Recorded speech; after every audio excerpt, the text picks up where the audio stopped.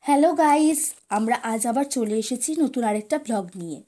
আজ হঠাৎ বাবা কাজ থেকে ফিরে বলল, চলো সবাই মেলায় যাব। যেমন বলা তেমন কাজ। মা মেয়েরা সবাই মিলে লেগে পড়লাম রেডি হতে। ওদিকে টোটোও চলে এসেছে। ছোট বনু দেখো টুক করে উঠে পড়লো টোটোতে। আমরাও একে একে উঠে পড়লাম মেলায় যাবার উদ্দেশ্যে। আমার হাসি তো আর ধরছেই না। হবে নাই বা কেন? আমি যে আজ মা, বাবা, বনু, বরমশাই সবার সঙ্গে একসাথে প্রথমবার মেলায় যাচ্ছি। আস্তে আস্তে সব ভিড় পেরিয়ে আমরা পৌঁছে গেলাম সারা বাংলা লালন মেলায়। কত সুন্দর ছবিগুলো দেখো বন্ধুরা, সব নিজে হাতে আঁকা। প্রচুর মানুষ এই আর্ট এক্সিবিশন দেখার সাথে সাথে কিনে নিয়ে যাচ্ছে নিজেদের বাড়ি সাজানোর উদ্দেশ্যে। আমরাও সাজাবো আমাদের স্বপ্নের বাড়ি নিজে হাতে একদিন। শুধু সময়ের অপেক্ষা। এই উলঙ্গ সাধু বাবাই এই মেলার প্রধান আকর্ষণ। সবাই বলে ওনার মধ্যেই নাকি ভগবানের বাস।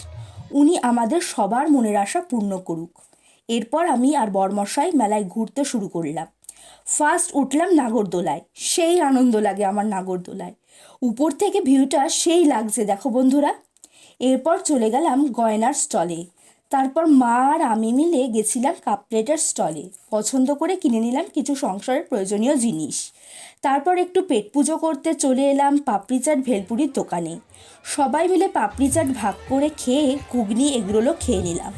তারপর ঘোরা শেষ, বৃষ্টিও শুরু। তাড়াতাড়ি ফিরে এলাম বাড়িতে। তো আজকের মতন এখানেই শেষ। এবার চলি, দেখা হবে নতুন আরেকটি ভিডিওতে। তোমরা সবাই ভালো থেকো, সুস্থ থেকো, আনন্দে থাকো আর হাসতে থাকো। আর ভালো লাগলে লাইক, কমেন্ট, শেয়ার করতে একদম ভুলো না। পাশে থেকো গাইস। আসি আজকের মতো।